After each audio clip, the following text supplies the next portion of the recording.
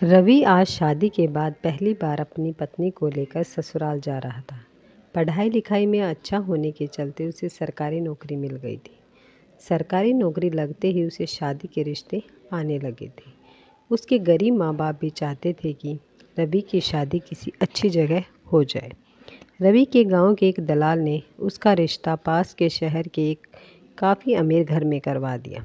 रवि तो गांव की ऐसी लड़की चाहता था जो उसके माँ बाप की सेवा कर सके, लेकिन पता नहीं उस दलाल ने उसके पिता को क्या घुट्टी पिलाई थी कि उन्होंने तुरंत शादी की हाँ कर दी। सगाई होते ही लड़की वाले तुरंत शादी करने की कहने लगे थे और रवि के पिताजी ने तुरंत ही शादी की हाँ भर दी थी। शादी से पहले रवि को इतना भी मौका नहीं मिला था कि वह अपनी होने वाली पत्नी से बात कर सके। रवि की मां ने उसकी बात को भांप लिया था और उन्होंने रवि के पिता से कहा कि रवि को अपनी होने वाली पत्नी को देख तो लेने दो, लेकिन उसके पिता ने कहा कि शादी के बाद खूब जी भर के देख लेगा। खैर शादी हो गई और रवि को दहेज में बहुत कुछ मिला।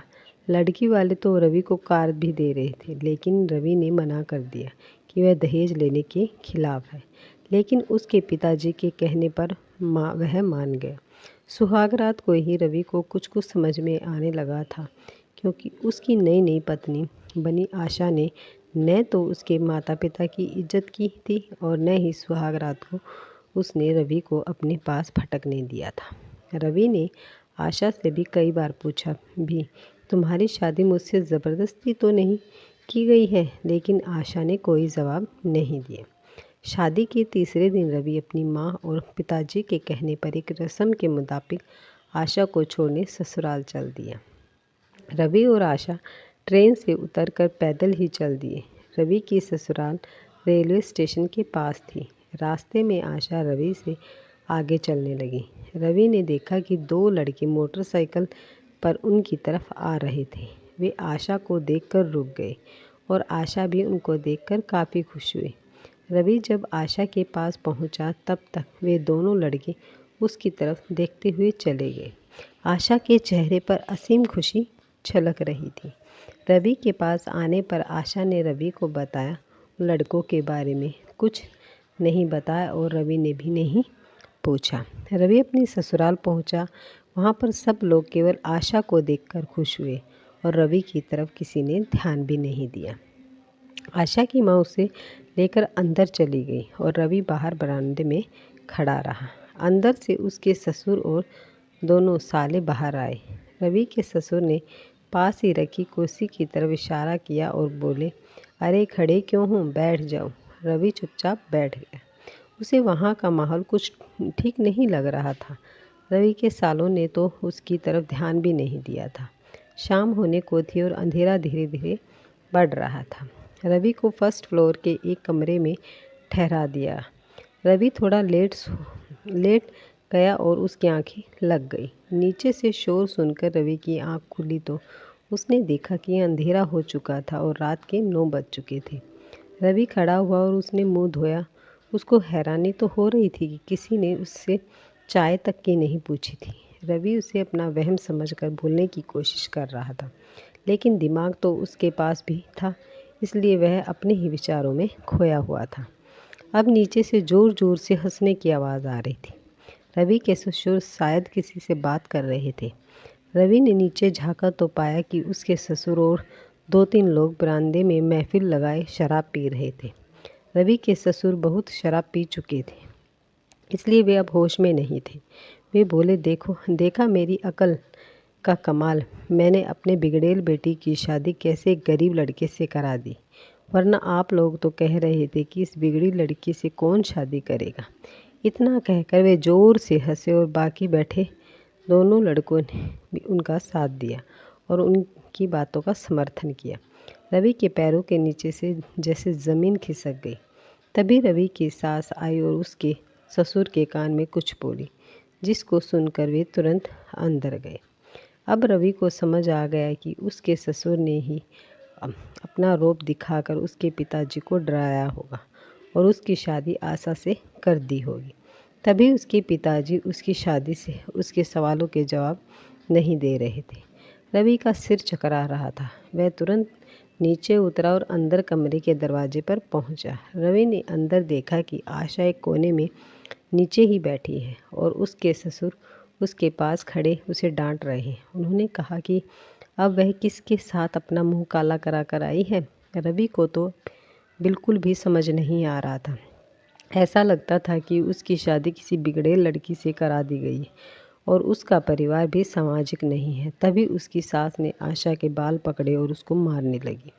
आशा बिल्कुल चुप थी और वह अपनी पिटाई का भी बिल्कुल विरोध नहीं कर रही थी। आशा की माँ उसे रोते हुए मारे जा रही थी। तभी पता नहीं रवि को क्या सूझा कि वह अंदर पहुंचा और अपनी सास को आशा को मारने से मना कर दिया। रवि को अंदर आया देख सास ससुर घबरा गए। ससुर का तो नशा भी उतर गया था। वे समझ चुके थे कि रवि ने सब सुन लिया। रवि के ससुर अब कुर्सी पर बैठकर रो रहे थे और उसकी सास का भी बुरा हाल था। तभी रवि के ससुर एक झटके में उठे और कमरे से अपनी दोलानी बंदूक ले आए और आशा की तरफ तान कर बोले, मैंने हर इस की गलती को माफ़ किया है। बड़ी मुश्किल से मैंने इसकी शादी कराई और अब यह मुंह काला करा कर पता नहीं किसका पाप अपने पेट में लेकर आई है। मैं इसे नहीं छोड़ूंगा। तभी रवि ने उनके हाथों में बंदूक छीन ली और एक तरफ फेंक दी। बोला, चलो आशा मेरे साथ अपने घर। आशा ने झटके से अपना चेहरा ऊपर उठाया। रवि की बात सुनकर उसके सास ससुर भी चौंक गए। रवि के ससुर बोले, रवि तुम आशा की इतनी बड़ी गलती के बावजूद उसे अपने साथ घर ले जाना चाहते हो। रवि बोला, आप सब लोगों के लाड़ प्यार की गलती आशा ही क्यों भुगते? इसमें इसकी क्या गलती है? गलती तो आपके परिवार की है जो ऐसे काम को अपनी शान समझते हैं और उसको छिपाने के लिए मुझ जैसे लड़के से उसकी शादी करवा दी। रवि थोड़ी देर रुका और फिर बोला, आशा की यही सज़ा है कि उसे मेरे साथ मेरी पत्नी बनकर रहना पड़ेगा। यह सुनकर उसके ससुर ने उसके पैर पकड़ लिए, लेकिन रवि ने उन्हें उठाया और आशा का हाथ पकड़कर घर से बाहर निकल गया। आशा रवि के पीछे पीछे हो ली। रवि के ससुर तो हाथ जोड़े खड़े थे। रवि और आशा पैदल ही जा रहे थे। तभी उन्हें वही दोनों लड़के मिले जो उन्हें आते हुए मिले थे। अब की बार वो पैदल ही थे। आशा को देखकर से एक बोला, चलो आशा डार्लिंग, हम तुम्हारे पेट में पल रहे बच्चे को गिरवा देते हैं और फिर से मज़े करेंगे। इतना कहकर वे दोनों बड़ी बेहूदगी से हंसने लगे। उनमें से एक ने आशा का हाथ पकड़ने की कोशिश की तो रवि ने उसे पकड़कर अच्छी खासी धुनाई कर दी और दूसरा लड़का अपनी साथी को बचाने आया तो आशा ने उसके बाल पकड़कर नीचे गिरा दी और लातों से अधमरा कर दिया। थोड़ी देर में ही दोनों ही वहाँ से भाग खड़े हुए। आशा का साथ देना रवि को अच्छा लगा था। रवि ने आशा का हाथ पकड़ा और रेलवे स्टेशन की तरफ चल पड़े। घर पहुंचकर रवि ने अपने माँ और पिताजी को कुछ नहीं बताया।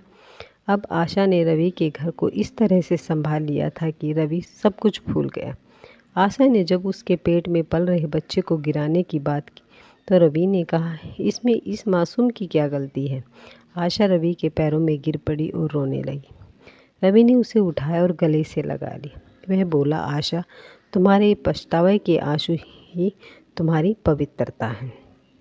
आशा रवि के गले लगकर रोए जा रही थी। शाम का सूरज नई सुबह में दोबारा आने के लिए डूब रहा था। अगर आपको वीडियो पसंद आई है तो वीडियो को लाइक, शेयर और सब्सक्राइब करना ना भूलें। धन्यवाद।